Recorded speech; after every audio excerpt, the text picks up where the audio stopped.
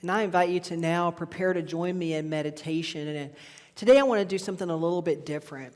As we meditate, I think a lot of the world needs some healing right now. What do you think? I think our country needs some healing. So as we go into meditation today, let's focus this meditation on helping to heal our country and this world. So let's just begin by closing our eyes and just becoming centered with where we are right here and right now in this moment.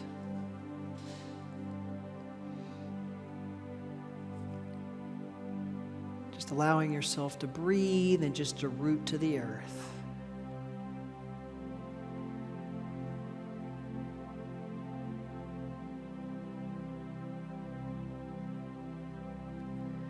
And let's begin to think about the words calm in the storm.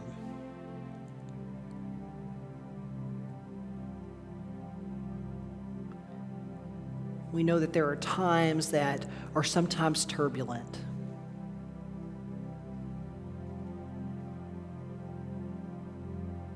Times where sometimes the waves seem awfully insurmountable.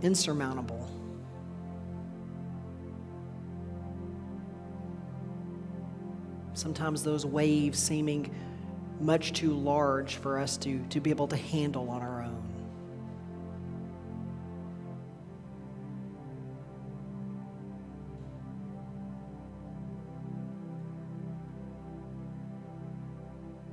But this is that moment.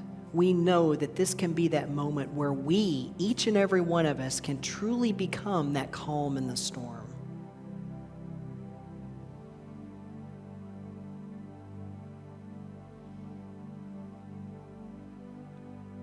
Each one of us containing the power to become a part of the calm in that storm.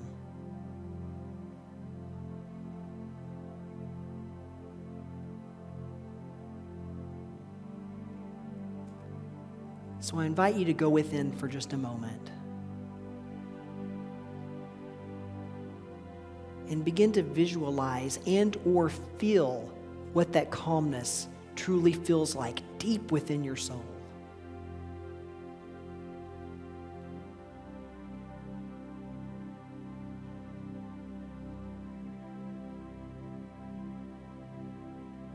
There's no right or wrong way to do this. Whatever works for you to where you see and or feel that calm deep within.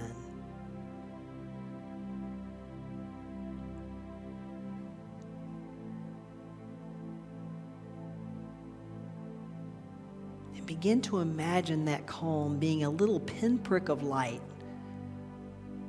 Perhaps it's radiating from your heart or from your crown.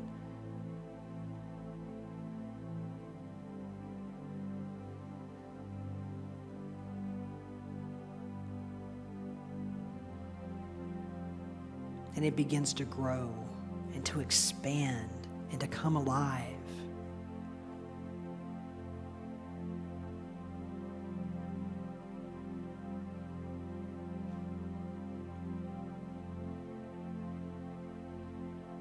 Beginning to fill up every cell in your body until your body can no longer contain it. And it begins to radiate out to the people sitting next to you in this room.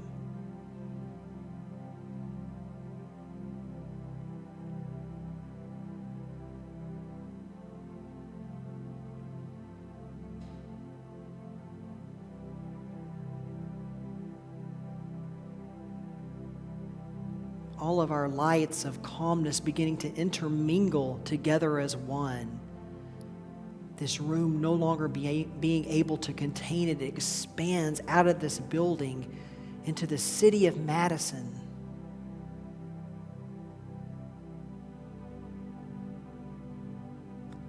Touching each and every being.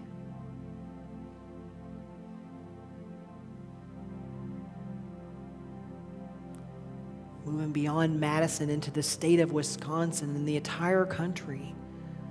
There's no one or nothing that's untouched by this healing light of calmness.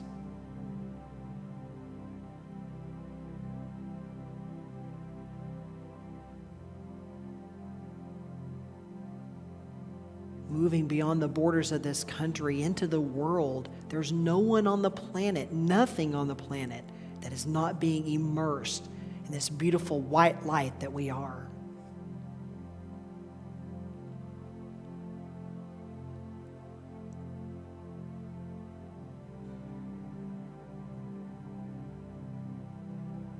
And as we prepare to enter into our moment of silence, I invite you in that silence to just allow yourself to just be one with this light.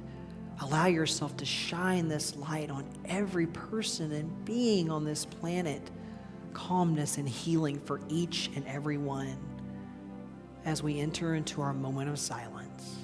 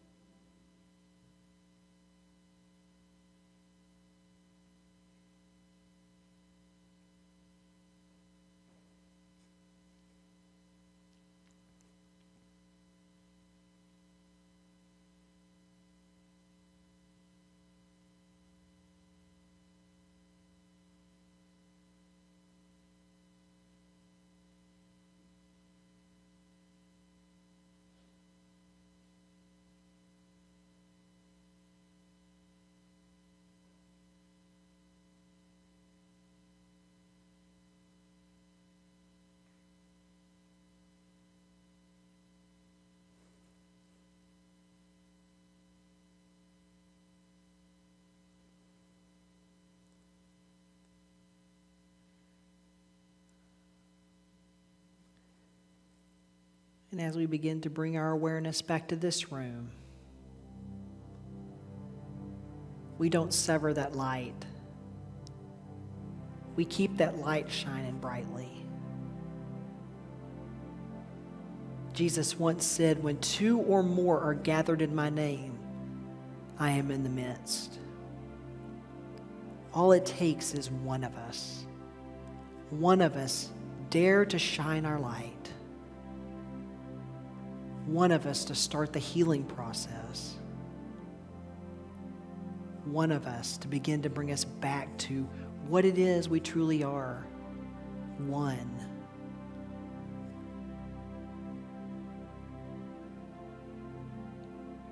We are truly one. We each and every one of us truly is that calm in that storm. And I invite you today to know it, to recognize it, and to let your light continue to shine. Namaste.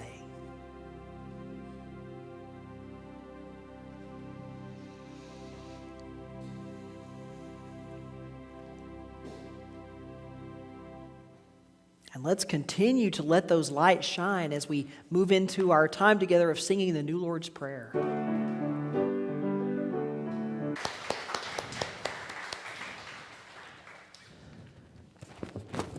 Thank you, Aurora. I think you do things that I didn't even think were possible to do with a violin, so thank you. My wife and I had recently read that the violin is one of the hardest instruments to learn to play, so that makes it even more special. So thank you very much. All right, so today I know we took a little bit of a break with our Gift of Anger series, but today's the last day, so we're going to wrap it up today, and I really hope you've enjoyed it as much as I have. Because I have to say that these talks were just as much for me as they were for you. So I really hope you've gained as much as I have from this series. And if you haven't bought the book, hey, I still recommend it, The Gift of Anger by Arun Gandhi's grandson. So it's been really good. But I think the last two chapters, I think that they really seem to come at a very important time. This time, all you got to do is just be alive today to know that there's racial injustice going on right now in this country. There's, division in our country. It's probably all over the world even, division everywhere. But, we've even entered a time where a child is currently being defended and even applauded for shooting and killing other human beings. We're in that time right now. So this has come at I just think that this book has come at a very important time to us. And anger's all around us right now, right? A lot of people are feeling anger. Doesn't matter what side of the political spectrum you're on, we're all feeling a little bit of anger. And there are many people who are using those feelings of anger to justify hate right now, to justify taking the lives of other people. I'm angry, so it's okay. It's okay for me to do that. Then there are those of us who are still remember the teachings of Gandhi and other people like Gandhi. We remember the words of him and the words of others who spoke about anger in a different light and how that anger can be used to drive change, to drive positive change, and how it can be used to bring about peace or, as we were talking about earlier, the calm in the storm. So we've talked a lot about anger the past few weeks with this book, not because we're angry people, but because we're trying to shift it in the right direction. And we've discussed how far too often anger is seen as a bad thing. No, you shouldn't feel anger. It's not right. It's not good to feel anger. But we've talked about how this isn't always the case. Not when we channel it in the right direction and we take that anger and we use it as the fuel for something good, as the fuel to spark positive change. So today I want to start with the last chapter in the book, and it's called Lessons for Today. Now in it, Arun Gandhi mentions that some people today try to undermine his grandfather's memory. Arun says they disagree with his message that there is good in all religions and that we need to recognize and support all beliefs. So kind of off subject a bit, I initially got a chuckle when I first read this, and it's not because of the statement, but due to something that happened during my stay in Texas last week. So Mindy and I we were on vacation in our home state of Texas, and my parents and Mindy and I, we were visiting a Western store, a Western wear store. I didn't get a Stetson cowboy hat, or y'all know I would have walked in wearing it this morning. But we were in there looking. We wanted to bring back, just a little piece of Texas. When we came back, and we were looking at T-shirts. And my mom was picking them up and looking through them. And we noticed that most of them had like some kind of a Christian theme on them. Maybe they were verses, Bible verses or something like that. But we're sifting through them, and my mom picks up a specific shirt. And I don't remember the exact statement on the shirt, but it mentioned God and guns. Now, I mentioned last time I went to Texas, we heard it was for my father-in-law's memorial service, and the pastor mentioned Jesus and guns. Well, this time it was a shirt mentioning God and guns. And I looked at it and told my mom, I said, I don't know why it mentions God and guns together. I mean, if you want to have a shirt about guns, that's fine. But if you want to have a shirt about God, that's fine, but not together. It just seemed kind of like the mixing of oil and water to me. And nothing could be more polar opposite than God and guns. But I'm not saying that this is anything ordinary in the South, because trust me, you get a lot, or inordinary in the South, because you get a lot of God and guns and Jesus and guns. And some of you have lived in Texas before, and you know what I'm talking about. Not to point anybody out, but some people live in Texas. But I digress. God and guns aside, Gandhi once said, religions are different roads converging on the same point. What does it matter that we take different roads so long as we reach the same goal? So to me, we've reached a major crossroads today when it comes to religion in this country and what religion and even spirituality truly means. People say they want to practice the words of Jesus. They say they are practicing the words of Jesus. But is this really taking place when we act in ways that contradict those words? What about the words of other religious and spiritual teachers, not just Jesus, that talk about love and peace and tolerance of each other? I read the words of Jesus and I see how we're taught to love one another. Jesus is our master teacher here at Unity. He was the master metaphysician, and he talked about more times than I have fingers and toes on loving one another. I read them, and I don't see Jesus telling me to love you because you practice Christian faith and maybe to hate you because you practice Baha'i. He didn't say that. He didn't say only love the people that practice the same way that you do and hate all the others or don't tolerate the others. And I talk a lot about my time growing up in traditional Sunday school. I probably mention it in about every other service because, man, that stuff gave some good material for some good talks. I didn't know it at the time. But I was taught in Sunday school that anyone who wasn't the form of Baptist that I was had scored a ticket to a place that's not so nice. Y'all probably know what place I'm talking about. Let's just say it's known to be really hot. And it's known to smell like sulfur. But I was even told this applied to the Catholics. I'm like, what? The Catholics? They go to church all the time. How can they be going there? I could never understand this. I knew that Catholics seemed to practice the teachings more than a lot of the people at my church. So I'm like, well, how can this be? I even remember asking some of the adults, so you mean Catholics? They're like, yep. I'm like, okay, well, what about the Jews? Yep. What about people in countries who have never heard of these teachings? Yep, even them. They're all going straight down. I could just never understand it. It just made no sense to me. And of course, I began to understand it a little more as I got older, realizing that their responses were brought to me by a very narrow viewpoint. One in which that believed that their way was the only way. Now, Arun tells us this. He says, they are afraid to be challenged and attack those who suffer a wider view. Bapuji, meaning he was referring to Gandhi, would have told them that such cowardice is not a sign of faith. And let's think about it. Is it? Is it a sign of faith? Is it a sign of faith to tell another person that the path in which he or she follows is not the right path? And I'm not sure how you feel about this, but to me, it places a limit on God. It confines God to this very small human-made box. And let's just say that God, let's say for a moment that God really is a person in the sky. Let's say God is some grand person that's in the sky. Don't you think it would have other things to focus on aside whether somebody walks into a mosque, a church, or a synagogue? I think that energy would have much bigger fish to fry right now. But I mentioned earlier we've got the Unity World Day of Prayer coming up. And nowhere in it does it say, on their website, does it say, hey, only sign up for this if you're a Unity person. If you align yourself with the Christian faith. It doesn't say that anywhere. It's open to each and every one of us regardless of religious or spiritual beliefs, if any. You don't even have to have any to come and join us in the World Day of Prayer. Maybe you just want to hold the sacred space, and that's fine too. Prayer is open to everybody. It doesn't matter what path you follow. Ask a Muslim. Ask a Muslim at some point if he or she feels like their prayers are answered. Ask a Catholic. Ask a Baptist. I bet each and every one of them will tell you at some point or the other, they felt as if their prayers were answered, despite a specific belief system.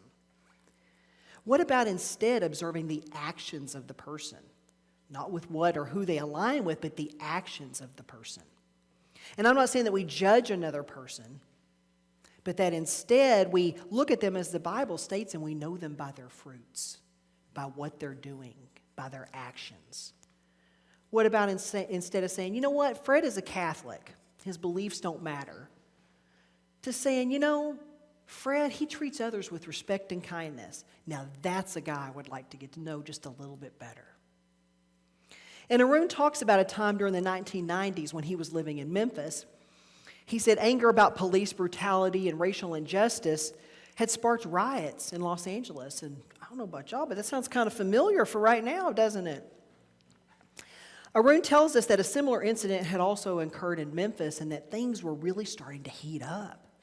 People asked Arun to step in. They're like, hey, Arun, is there something you can do to kind of step in and diffuse the situation before it gets out of control? So Arun decides to have an interfaith service, an interfaith prayer service, where he gathers a group of people, he gathers a group of colleagues to come together for just a 5-minute time of prayer. And they decided to meet on neutral ground instead of, a specific church, more on a football field. So it was neutral and everybody felt welcome. There was no designated or dominant religion or spiritual path there. Arun tells us more than 30 religious groups came forward to offer their 5-minute prayer of peace. An incredible feeling of connection and friendship and understanding floated between the goalposts of the football field that day. People who once thought they had very little in common smiled and hugged each other. It might be virtual hugs right now, but still they hugged each other. People begin to see the people out there more than just a Catholic or a Christian or a Muslim.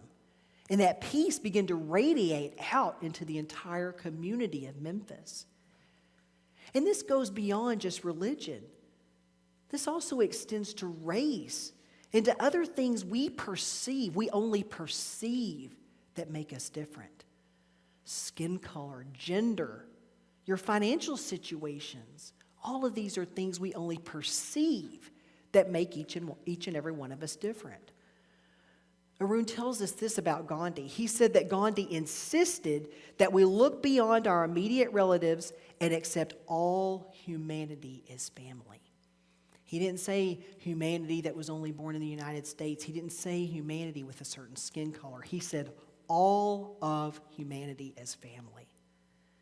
And Arun tells us you give yourself and the world a great gift when you choose to take a wider view and look for commonalities rather than differences. We survive only if the rest of the world survives. But, and I've mentioned this before in this series, it doesn't change when we remain afraid to speak up. Remember, we talked about that a few weeks ago, about speaking up. We must, as Arun states in our book, wake up to the iniquities and injustices of the world. We don't have to accept bigotry and unfairness. We must fight it on all levels. But we can't fight hate with hate, right? And we can't fight anger with anger. I think we can look on the outside of these walls right now, we can see that doing that is not working. We've got people in positions of leadership right now that thrive on creating agendas around anger and hate. They stir up groups that follow them, and it leads to what we've seen lately in this country. It leads to this birth of something that does not meet our highest good. It must be approached differently. Gandhi felt it was important to approach and to counteract these things. And to counteract these things with love, understanding, self-sacrifice, and respect. Fighting from a point of hate, it might get you hurt, but is it likely to change the situation? Probably not. People are going to be like, hey, that old Fred over there, he's a really angry guy. But how is this going to address underlying fears and prejudices that lead to these things in the first place? Sometimes far too many people stay safely tucked away in their own groups. And I'm not going to go deeply into politics here, but Arun does mention this, and he talks about how divided we have become as a country. He says, America has fallen into a spiral of identity politics where people live in separate communities and voting lines are drawn to encourage those distinctions. He goes on to say real equality happens when we can step outside our small group and look at the greater good. True democracy ensures that everyone is not only equal, but embraced and respected. So even back in his day, Gandhi said this, politicians often have a trick of wrapping truth in a veil of mystery, in giving to what is temporary an unimportant preference over the permanent and deeply important. And sometimes this can drive meaningless hatred. Arun mentions the Holocaust and how the memorials from this horrible, senseless time should give us hope that we have learned from the past. But have we really? Have we really learned from the past? Arun talks about legislation and how most of our divisiveness won't be solved by legislation. Often and lately, it's become more about getting back at the other side. It's getting back at the other side rather than instead thinking, what might work for all of us? Not just for this side or this side, but for all of us as a whole. It's more about giving the other side the big what for. I don't know if you say that in Wisconsin, but we say that in Texas. I will go in and give her a what for. That means you're going to go in there and really tell her off. But it's more about giving the other side a big what for instead of really getting to the meat of the issue. And the meat of the issue is thinking about what it is that is the common good for all. What if instead we approached it with an open mind? A willingness to listen, to understand, and to respect each other. And this doesn't mean that we're all going to magically agree with each other. This isn't Hollywood. We're not all going to wake up and sing Kumbaya together. But it's a start. We also have to believe. We have to believe and we have to know deep within that change is possible. We also have to step outside of our box for a bit sometimes to do that. We have to put ourselves, we've all heard it before, in the shoes of another person. We have to be willing to say, you know what? Maybe I was born in a different situation. Maybe I don't truly understand what it feels like to be in your shoes. But you know what? I can start to listen. I can start to truly listen to you and to hear you. I can start to understand why it is that you feel the way that you do. Why it is that you experience the world the way that you experience the world. And that at least gives us a starting point, something to begin to work with. Now, Gandhi often said that a society cannot be measured by a material yardstick, but only by the depth of its love and respect for all. So how are some of the ways in which we can practice respect for all? I know it can sometimes be a challenge. I know it is for me because I tend to talk on a daily basis to people that I tend to have the most in common with. And by this, I don't mean people that look just like me, but I mean people that have the same beliefs. A lot of my friends are unity friends. A lot of my friends are unity people from different churches and unity ministers. And it's easy sometimes it can become easy or difficult to remember that there are other people outside of unity. People who may not necessarily agree or have the same beliefs that I believe in.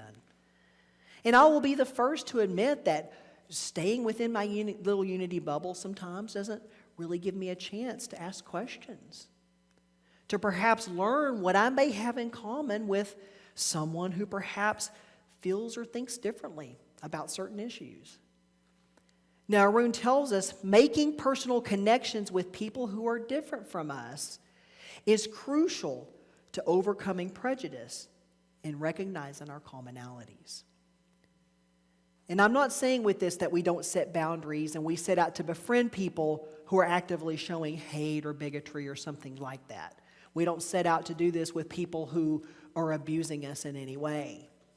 We set out to talk to those who are also willing. They also have to be willing on their end. People who are also willing to say, you know what, let's sit down together and let's each see the other side of the coin. People who are willing to try to also understand our points of view as well. It can't just be one-sided. It doesn't work that way. It never tends to work. And there'll be some of you that you encounter that simply just want to argue for argument's sake. They're just like, hey, I'm going in mad, and I'm going to let you know how mad I am, and all I want to do is argue. They maybe don't believe the same things that you do, and they set out to do nothing more than argue. I've recently, myself, had to draw the line in the sand. I had to draw a boundary with someone like that that's in my own life. But having the willingness to listen must be on both sides. This is sometimes the very first step in taking action. Arun tells us this about Gandhi. When he spoke about nonviolence, he meant much more than putting down our weapons. His focus was how to resolve the country's larger problems and to inspire respect for all. So there is currently a lot that's going on out there right now. A lot of injustifiable hatred being shown.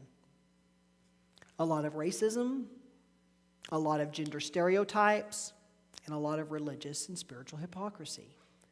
But it doesn't have to remain that way. If you're like me, it stirred up a lot of feelings of anger. But understanding, compassion, a coming together is possible. If you hear nothing else from this message before you leave today, I want you to remember that change is possible. And it starts with each and every one of us.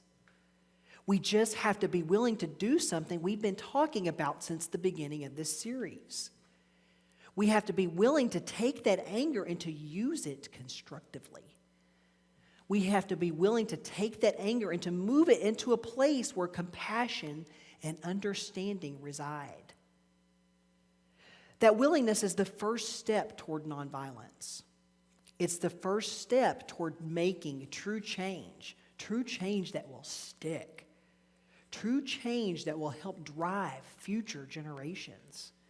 We must use that gift of anger that we have, because that's what it truly is. Anger, it's truly a gift. It's a gift that has always and continues to drive positive change in our world. It's helped societies to thrive and to change and to grow. It's helped people to heal. It's helped communities to come together, even when it may have first seemed truly impossible. Again, we must remember the famous words of Gandhi. We have to remember to be the change that we want to see in this world. Because if not us, who? Namaste.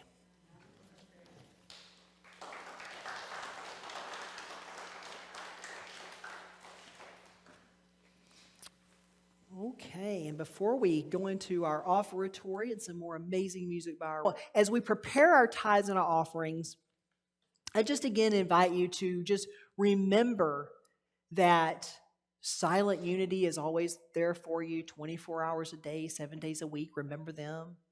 Contact us here at the church if you desire prayer, or if you just need an ear. I've been meeting with people on Zoom for virtual coffee. I don't mind meeting people for in-person coffee if you feel comfortable meeting in person, or even just outside. So just remember that those resources are there. I'm back from vacation, so I'm here. So just remember that. You just know that this community is for you. We've got still a bunch of wonderful things going on, even if virtual. So don't forget that those resources are there for you as well. We'd love to have you in any of those. I also wanted to, I didn't mention this in the weekend update, so I wanted to say this real quick too. The Friday fellowship, the Zoom link on that is changing. So be sure to check the calendar in our website to make sure you have the right Zoom link. And I have to double check, but it's not every Friday. So I think it's the second, third, and fourth Friday. But double check the website just to make sure, because that has changed a little bit. Okay, so I now invite you to please take your tithes and offerings in your hand and to place them over your heart as we say together our offertory blessing. Divine love, through me, blesses and multiplies all that I am, all that I have, all that I give, and all that I receive. Thank you, God. And just remember, we're still not passing baskets around, so on your way out the door, there'll be the basket there, so just place it in the basket. And please watch your step as you step out that door. There is a step down, so just remember that. And now, finally, I am so blessed.